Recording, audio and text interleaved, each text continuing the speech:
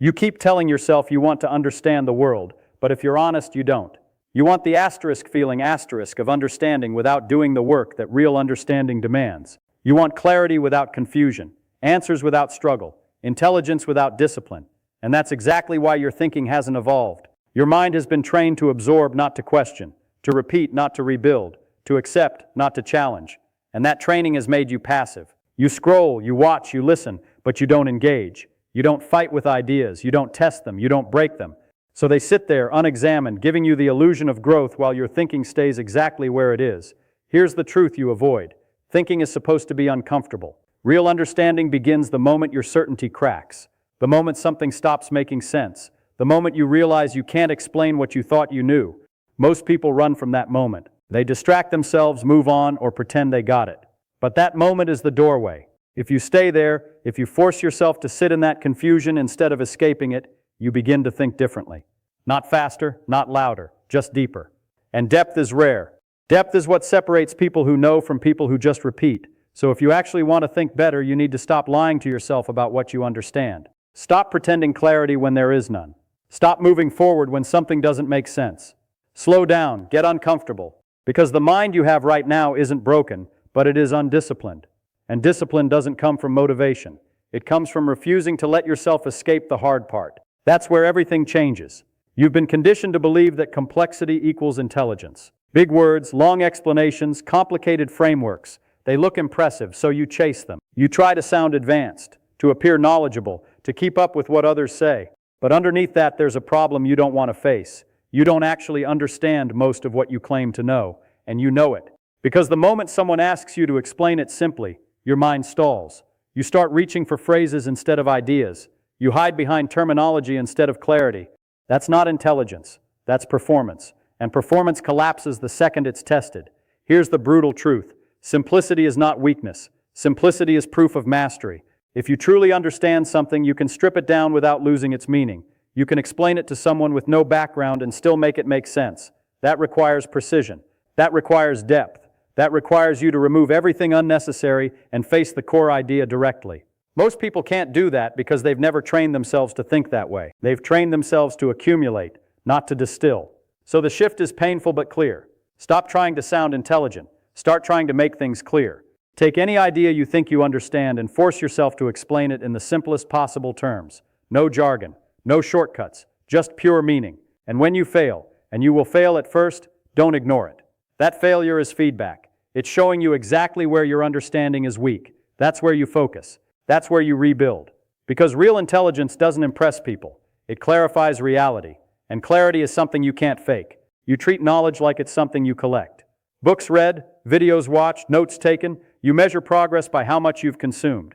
But consumption is not understanding. It's exposure. And exposure without reconstruction is useless. You can surround yourself with information all day and still remain intellectually weak. Why? Because you never forced your brain to do anything with it. You let ideas pass through you without resistance. And without resistance, nothing sticks. Real thinking is not about collecting ideas. It's about breaking them apart and rebuilding them from scratch. It's about asking, do I actually understand this, or do I just recognize it?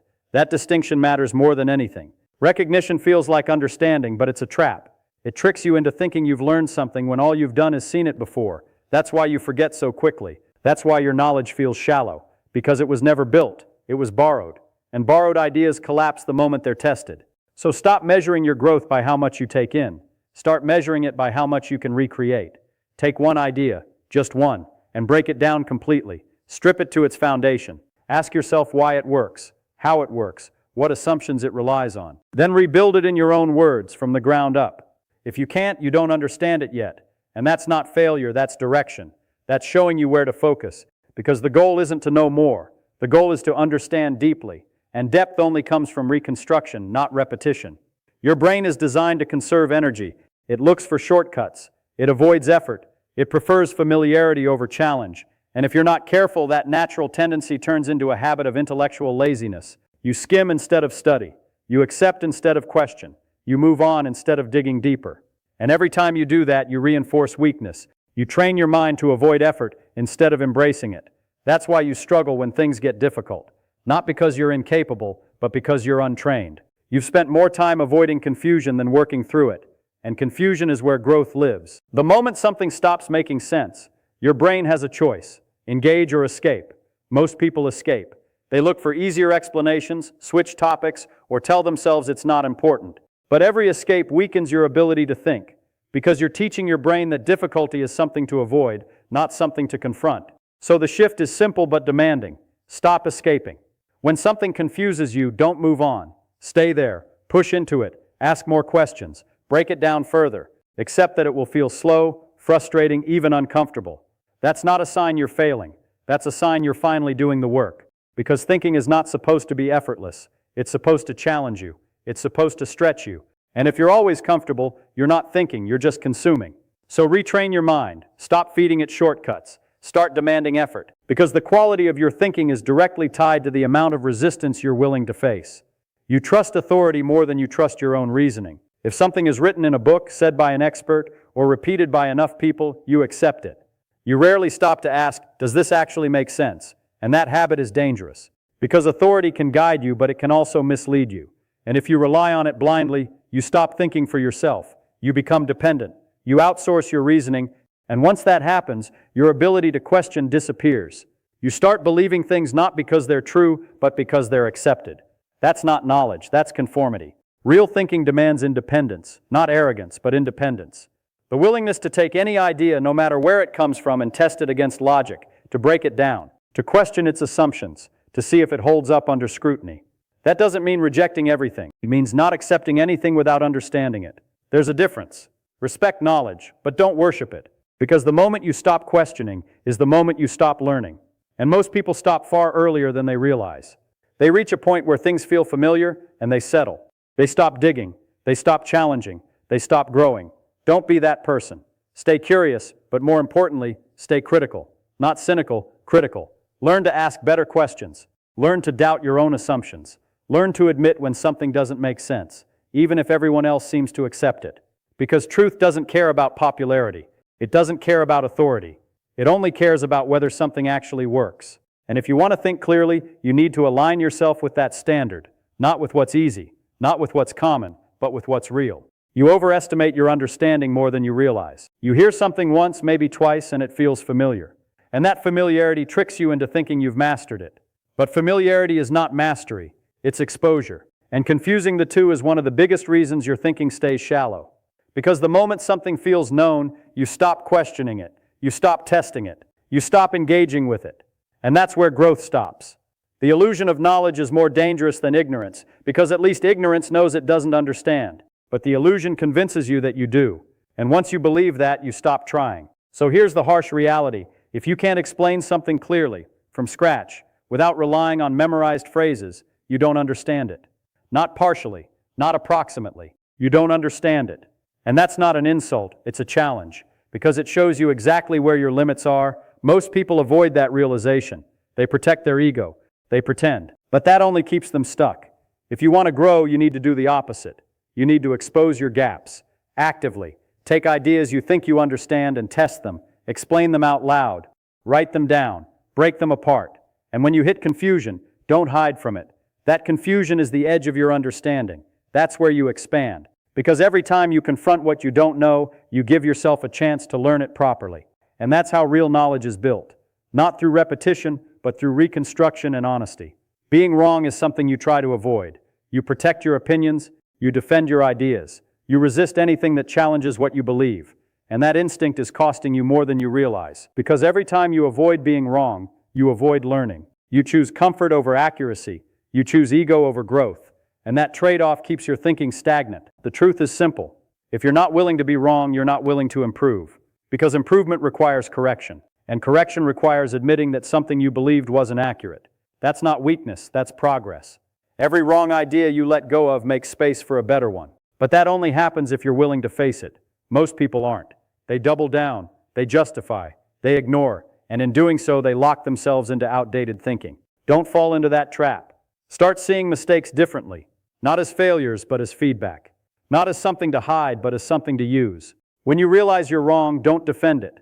Study it. Ask why it didn't hold up. Ask what you missed. Ask how you can rebuild it more accurately. That process is uncomfortable, but it's powerful. because it turns every error into an opportunity, and over time those corrections compound. Your thinking becomes sharper, clearer, more precise. Not because you avoided mistakes, but because you used them. So stop chasing the feeling of being right. Start chasing the truth, even when it challenges you, especially when it challenges you. You've been consuming more than you've been creating, watching, reading, listening, but rarely building. And that imbalance is weakening your thinking, because creation forces clarity. It forces you to organize your thoughts, to connect ideas, to fill in gaps. Consumption doesn't do that. It can inspire you, inform you, but it won't train you unless you actively engage with it. And most of the time you don't. You move from one piece of content to another, hoping something will stick, but nothing sticks because you never give your mind the chance to work. So here's the shift. Stop being a passive consumer. Start being an active thinker. After you learn something, don't move on. Pause, reflect, rebuild, explain it in your own words. Write it down, teach it, even if it's just to yourself. That act of creation is where understanding deepens, because it forces you to confront what you don't know. It forces you to slow down. It forces you to think. And thinking is the skill you're trying to develop. Not memorization, not recognition, thinking. So treat every idea as something to work on, not just something to absorb. Break it apart, reconstruct it, test it, refine it. That process takes time, it takes effort, but it transforms the way your mind operates. You stop depending on external explanations and start building your own. And that independence is where real intellectual strength comes from. Because when you can create clarity from confusion, you're no longer limited by what you're given. You can go further, deeper, stronger, on your own. Most people will never think this way, not because they can't, but because they won't. It's easier to stay comfortable, easier to follow, to repeat, to accept. Thinking deeply requires effort. It requires patience. It requires a willingness to struggle without immediate reward. And most people aren't willing to do that. They want quick answers, quick progress, quick results. But depth doesn't work that way. It's slow. It's demanding. It's often frustrating. And that's why it's rare. So if you choose this path, understand what you're signing up for. You're choosing difficulty over ease. You're choosing truth over comfort. You're choosing growth over ego. And that choice will separate you, not instantly, but over time. Because while others stay at the surface, you go deeper. While others accept, you question. While others repeat, you rebuild. And that difference compounds. It shows in how you understand problems, how you approach challenges, how you think under pressure. It becomes part of how your mind works. And once that shift happens, you can't go back. You start seeing gaps others miss. You start asking questions others avoid. You start thinking in a way that's not common but is powerful. So don't expect this to be easy. Don't expect it to feel natural at first. It won't. But if you stay consistent, if you keep pushing, keep questioning, keep rebuilding, it becomes a habit. And that habit becomes your advantage. So here's the challenge. Stop pretending you want to understand and prove it. The next time you learn something, don't just accept it. Break it. Strip it down. Rebuild it from nothing. Ask yourself if you can explain it clearly, simply, honestly. If you can't, don't move on. Stay there, fix it. Close the gap. Because every time you choose depth over comfort, you strengthen your thinking. And every time you avoid it, you weaken it. There's no neutral ground. You're either building clarity or reinforcing confusion. And that choice is yours every single time. So be honest with yourself. Are you actually trying to understand, or are you just trying to feel like you do? Because those are not the same. And the difference will define how far you go. This isn't about intelligence. It's about discipline. It's about refusing to settle for shallow thinking. It's about holding yourself to a higher standard. And if you're not willing to do that, then nothing changes. You stay where you are, thinking the same way, making the same mistakes. But if you are willing, if you commit to this process fully and consistently, then your mind changes. Your understanding deepens. Your thinking sharpens. And that changes everything. So don't wait. Don't delay. Start now. Take one idea, just one, and tear it apart until it either stands strong or falls completely. Because if you're not willing to challenge your own thinking, then stop lying to yourself. You're not trying to grow. You're just trying to stay comfortable.